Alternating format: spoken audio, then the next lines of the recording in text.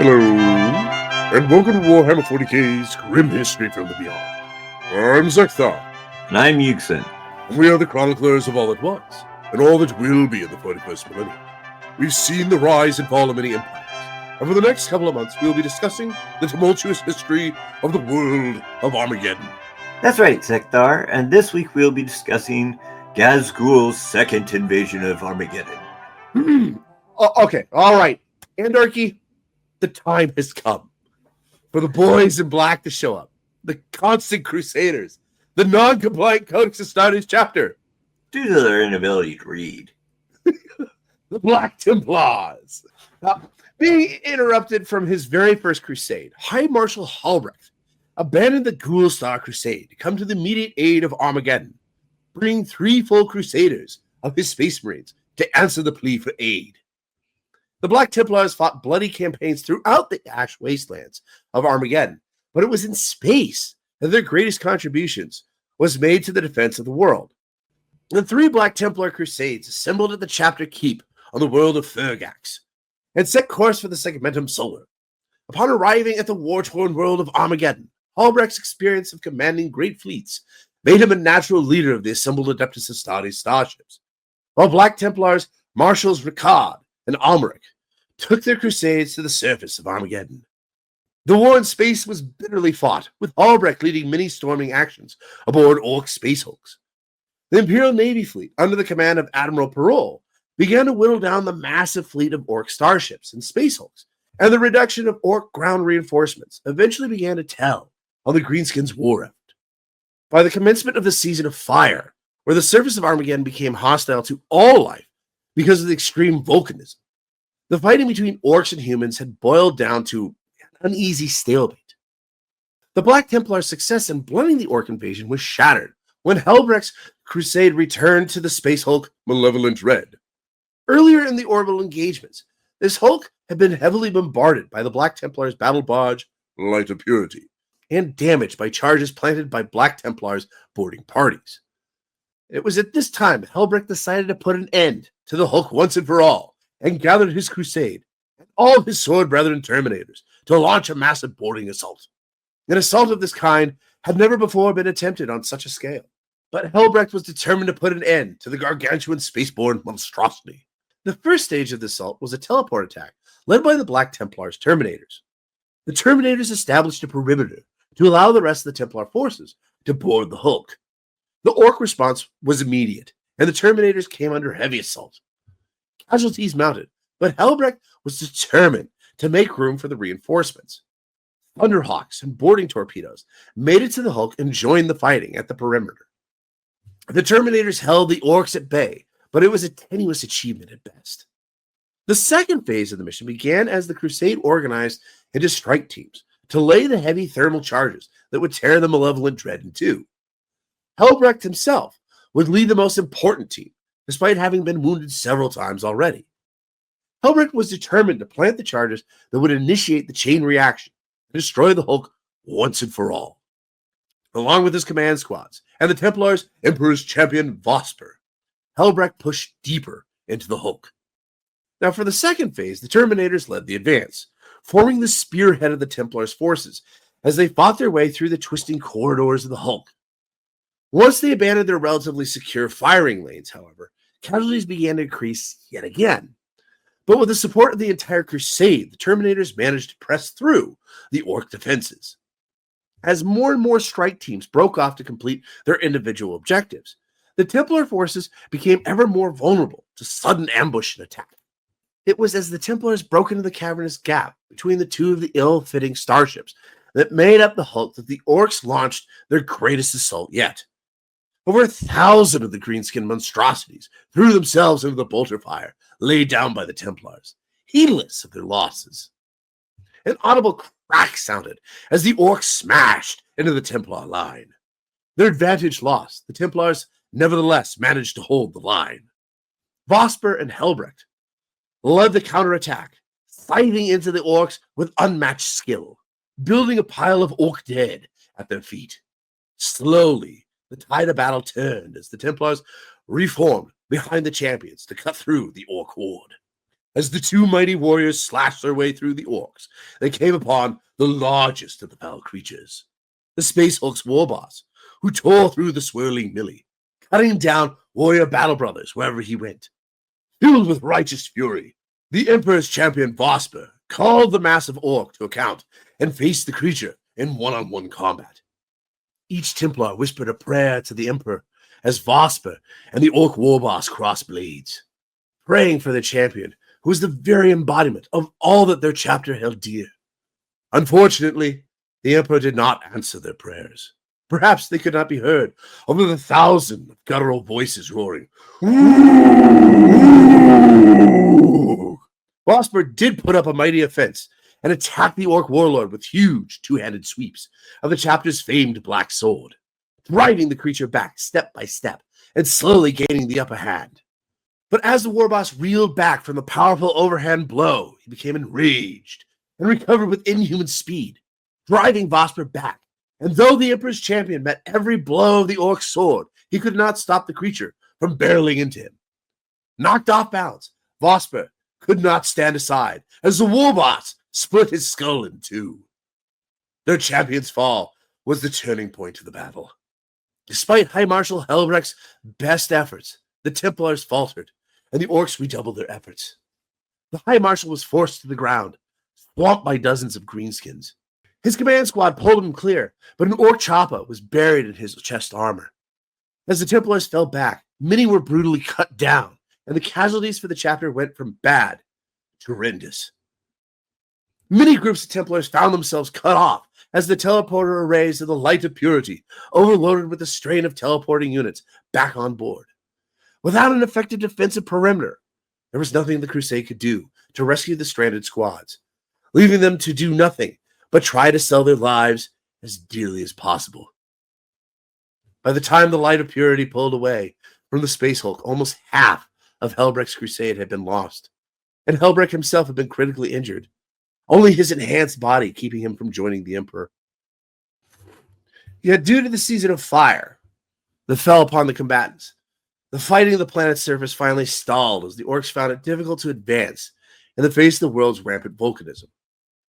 Now, during this time, it must be noted that one of the Space Marine chapters stood above the others in its defiance of the Greenskins, and that would be salamanders. Now, many Space Marine chapters responded to the cries to help from Armageddon, including the aforementioned Black Templars, as well as the White Scars, Exorcists, Silver Skulls, Iron Champions, Storm Lords. The list goes on to a total of at least 25 different chapters. They ran in every color under the Emperor's sun. Yet, of all those chapters that fought in the shadow of Armageddon's smoke-wreathed manufactorums and hive cities, the populace remembers none with the same gratitude that they give to the salamanders. Now, just like in the Second War of Armageddon, almost the entire salamanders chapter was present in the crucial early months of the war. Under the eye of their bold chapter master Touchon, they fought with determination on the most terrible battlefields.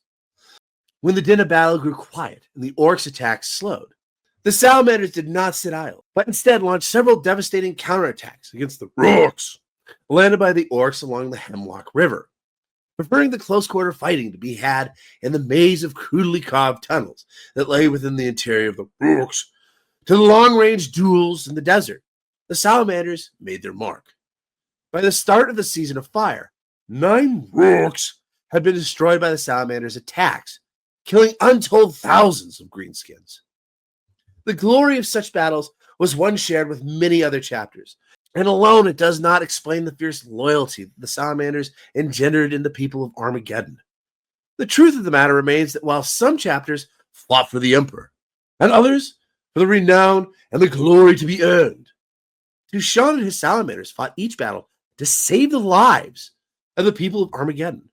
On more than one occasion, Touchon threw his Astartes into the most hopeless of battles to rescue embattled civilian enclaves and settlements that other imperial commanders had been prepared to sacrifice for the sake of the wider war. Indeed, like I mentioned in my short box on Touchon, he kicked the crap out of Captain Vinyar of the Marines Malevolent after it became known that the latter's men had shelled a refugee camp simply because there were orcs within its perimeter. This act alone won Touchon and his chapter much renowned. Although relations between the Salamanders and the Marines Malevolent have never quite been the same.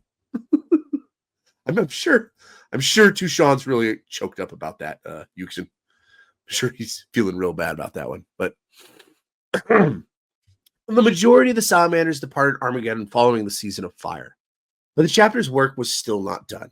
2 companies of the chapter that remained behind on the Hive World did so to protect its major population centers from marauding orc warbands that would never quite be eradicated. The chapter's tech marines had been instrumental in repairing and rebuilding the infrastructure required to maintain such a vast amount of people, and it is certain that they saved many thousands of lives with these vital but often overlooked duties. The people of Armageddon will not soon forget the efforts of the Salamanders made in their name. The legend that the sons of Vulcan have left behind will surely shine all the brighter with every passing year. Now, before we finish this war off, Yuksen, perhaps we discuss a little of the differences between the Salamanders and the rest of the Astartes during the war. Well, as you've mentioned several times, one of the major differences is the fact that they fought for the people, not for the objectives of land or key strong points. It's I think actually probably the most interesting difference is and I know I mentioned the Marines Malevolent here, but quite frankly, I think the biggest interesting one to me anyways is really the difference between the Black Templars and the Salamanders. Just the way that they look at things is so drastically different, even though anyways both are very renowned chapters and they're both very good at what they do. Just the way they go about doing things is different. Now, okay, I don't remember this, but when we discussed the Salamanders, are they a Codex compliant chapter? Yes. They just don't have enough people. Right. Technically, Right. they can't be fully Codex compliant. They're able to get away with it because they just never have enough people to actually be. Well, have they used that? My question, I guess, is have they used that as an excuse, anyways, to be non-compliant? No. Okay, because what you're talking about, anyways, is the concept that they have to have 10 companies, anyways, for their chapter, and there's got to be 1,000 of them, and they've just never had that many Salamanders, and then they have to start second and third foundings, anyways, when they get big enough, and they have to send ties to the Imperium, and they've never been able to function that well doing that because there's just never been enough of them. Right. But I'm talking about, anyways, the actual, like, this following the space book. Do they follow the space book? Because I know, like, for instance, the Black Templar definitely don't. Well, part of it they don't. The tactics is like, no. Their tactics is pretty simple. But anyways. The tactics of the Salamanders? Of the Black Templars. Well, quite frankly, anyways, the Templars, to me, anyways, are probably as stretched far out, anyways, from the space book as you can get. I mean, they follow the thinking, anyways, of not Gilliman, but Sigismund. Right. So, and Sigismund, don't get me wrong, anyways, I'm sure, anyways, there's a lot of stuff that he saw in that Codex Astartes that went, yeah, that's some good tactics right there. And other stuff he looked at and probably just laughed and said, we're not going to do that. Right. Because it's Sigismund. And he was, and of all the Space Marines during that time, anyways, he's probably the only guy that could really get away with that, and no one would have a problem with it. I mean, he was pretty vaunted. He was the Emperor's champion. But like I said, anyways, so the Salamanders, though, do you know if they follow the space book in the form of the tactics? Because I know Vulcan kind of had a problem with the whole thing. I'm not 100% sure on that. Okay, we'll have to look into that. They may see it kind of like, they may be one of those out, kind of looking more towards it like the way that the Raven Guard do. Or the White Scars. It's more guidelines. Yeah. I always kind of figured, anyways. It's not like the Raptors who just look at it and go, those might be useful. Where's your space book so I can put it down so I can stand up 2 inches taller. Yeah. So I could step on it. Yeah, that Raptors are awesome. Okay, they really are. Raptors. The Raptors would have actually fit in very well, anyways, with Gazgul's tactics on Armageddon. They would have fit in really well. But speed, mobility, camouflage, tactical squads, perfect. Yeah. But getting back to anyways, the Salamanders, the reason I ask is because when you look at the Black Templars, they're definitely a non-compliant Codex Astartes chapter. And I'm pretty sure, anyways, I might be wrong about this, but I'm pretty sure the Salamanders are too. Because if I recall right, when he came up with the Codex Astartes, there were 2 guys that really had a problem with it. That never did condone to it. And it was, I mean, technically there were 3. There's Rogel Dorn, who Black Templars, kind of there too. Anyways, he eventually did capitulate though to Gilliman's acquiescence to the space book. But the 2 guys that really didn't, anyways, was Vulcan and Lehman Russ. Lehman Russ just straight up just said, "I'm not doing it." Yeah, I'm not doing that. And Vulcan's response, if I recall right, Vulcan has always been, very much more of like the big brother that just kind of, not the big brother, like the quiet brother that just kind of is like, just doesn't want to really cause waves. But he stands up and speaks when he needs to. And this is one of those times, and he's just like, "Look, we can't. We just simply can't. We don't have enough people." Yeah. Did you see what happened on Esteban 5? I mean, there was only like 3 of us that lived. So, was it Isfahan? Just Isfahan 5. There's some other huge catastrophe that also happened. I can't remember what it was. Well, but yeah, there's a little. That was the big one. Was Esteban 5 the massacring? Anyways, the Salamanders, Raven Guard, and Iron Hands. But it wasn't just that. It was also the Salamanders had always had just not as many people as anybody else. Because remember, before they met Vulcan, the Emperor just sent them on suicide missions. Yeah, everywhere. He treated them lesser than the Thunder Warriors. Pretty much. And that's saying something.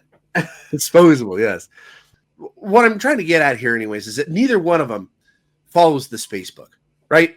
Or sorry, the Codex Astartes. But they do it in completely different ways. The Black Templars are very much more, they're crusaders. They're goal-oriented. We are going to take point A, then point B, and then point C. What about the people that live there? There are people that live there? I mean, if they're there and we can, we will, but that isn't our objective. The people there, anyways, are insignificant because we shouldn't have to be here. They should have already taken care of it, but because they didn't, we have to clean up their mess. I mean, that's the way I've always looked at the Black Templar. It's just kind of like, it's not even a stand aside. It's just, we just keep marching forwards. As opposed to the Salamanders, I think we actually said it best when we were talking about the Salamanders. The Black Templar will literally shove somebody aside to get to the enemy. The Salamander will stand in front of a civilian anyways to defend them as they try to shoot the enemy. And a Marine Malevolent will just start shooting behind the person so he mows down the person and the enemy. Yeah. I think we described that the best. Pretty sure we mentioned that after we talked about the fact that the Marines Malevolent quite literally laid a trap for the orcs by allowing them to attack civilians and then orbital bombarding it, basically. Right. So when I look at them anyways, I think it's just kind of interesting how they do different things anyways. But what's your 2 cents before we get to the end of this? Well, other than the fact that they are very civilian-oriented as well, they do have their own style also of fighting that's much different from the other chapters based on the fact that they are fewer in number. Plus, to tell you the truth, they have one of the most advantageous weapons when going against orcs. Flame weapons. Fire! Yeah, their style of combat definitely works better anyways against the orcs. Well, Black Templar like to muck it up too. They're very much anyways, we have swords. But you also have guns. But we have swords. Right. We use the guns to pound them to death, and then we come in with our swords afterwards. But we have swords. Fine. One of the reasons why I say that the fact that they have flamers makes them much more advantageous is two reasons. One is because it's an easy weapon to wipe out multiple people at once, but Right. also because of the fact that when an orc dies, they'll spread spores. Right. And so basically, the only way to really stop infestation in almost all cases is just to burn all the corpses. So, Oh, you do two things at once. It's great. right. Well, how did this whole thing end there, Yuksen? Take us home. Okay. Now, while this never ending war would seem to be heaven for any orc, Gaskell felt the green tides shifting, and he had work to do elsewhere. Only the pull of Gork and Mork could drag the most dangerous orc warlord away from the battle that raged across Armageddon. But with the great green visions starting to overwhelm him, Gazgul knew it was time to move on. That battle was now self-perpetuating, and he was needed to spread the ripples of war energy until they washed the galaxy in blood. Even as he waded through shell bursts and claimed Space Marine helmets for his trophy rack, Gazgul could feel the pressure building behind his adamantium plate. He was about to have another vision, and if the pain in his skull was any indication, it was about to be a monumental one. It was too much to fight. Gazgul returned to his orbiting ship, Kilricker, and at last gave in to the green flashes that were filling his patchwork mind. The voices of Gork and Mork had never been so strident, their bellowing still echoing in Gazgul's head. Yet no matter how many times he readjusted his thinking parts by beating them against the bulwarks of the ship, Gazgul could not clear his head, nor decipher what the guttural voices of the gods were saying to him. The pain of the visions was excruciating. His good eye bulged as he roared in agony. Any other orc would consider good scrap like Armageddon a victory in itself, but they lacked ambition. Gazgul, blessed with the Conqueror's vision, did not know exactly what he was looking for, and grasped only that he would not find it on Armageddon. Trusting that the voices would become clear in time, he ordered a handful of void craft from the fleet that still surrounded Armageddon like vultures to gather around Kilricker. Gaskell left the battle for Armageddon, knowing his appointed lieutenants would command in his stead as he had ordered. The greatest orc warlord of his era looked back upon the rapidly shrinking orb of Armageddon. His only regret was that he doubted he would be back before his underlings conquered everything in his name. As the fleet gathered speed, Gaskell turned from the portal and looked about the bridge. On his orders, a herd of weird boy warpheads had been gathered. It was his hope that the deranged orc mystics could aid his visions in a similar way to how their strange gifts seemed to help steer the best course once the space hulk entered the warp. Thus far, however, all the weird boys had done was annoy Gaskell. The hulking warlord watched the drooling warpheads totter about the bridge, bumping into each other like boys in a fungus beer stupor. In truth, such antics angered Gaskell. The old Goth in him resolved troubles or ambiguities with a simple punch to the face. Unbeknownst to Gaskell, however, his departure from Armageddon did not go unmarked. Imperial auger stations observed the orc flotilla leaving the system, identifying the vessel known as Kilricker, the capital ship favored by Gaskell. The Armageddon High Command was notified, and within solar days, the pursuit was underway. Commissar Yarrick headed one fleet, and High Marshal Helbrecht of the Black Templars led the other. They had allowed Gaskell to escape once, and it cost them dearly. A mistake Yarrick vowed that would not be repeated. Using a pincer approach, the faster, more efficient Imperial warships converged upon the Orc fleet several solar weeks after leaving Armageddon. Outnumbered in the midst of the barren space known as the Haunted Gulf, Gaskell realized he could not outrun his foes. With nowhere to hide, he ordered the fleet to steer directly into the midst of their enemies. By the weight of their broadsides, the Orc flotilla might yet be able to blast a path to freedom, despite Yarick's warning that such a desperate maneuver was not just possible, but likely. The forces of the Imperium were still surprised by the unorthodox gambit. Several battlecruisers were left crippled by the Orc ploy, little more than drifting hulks. However, the return fire ripped the scrap fleet apart, destroying Orc void ships one after another. Killwrecker was left listing badly, its steering wrecked, as Yarick and Helbrecht prepared to board the Orc vessel in order to personally ensure Gazgul's demise. Killwrecker was wreathed in a blaze of green energy. Then it vanished into the warp. Now back on Armageddon, countless Orcs still infested the planet, and the conflict between human and greenskin continued to rage. For the Orcs, the war became known as the Big Scrap and Ragnarok. More Orcs arrived in system with each solar day as word spread of the great battle raging there. The death toll for the Imperium spiraled towards billions. The Imperials knew one thing, however: whatever the cost, Armageddon must not fall.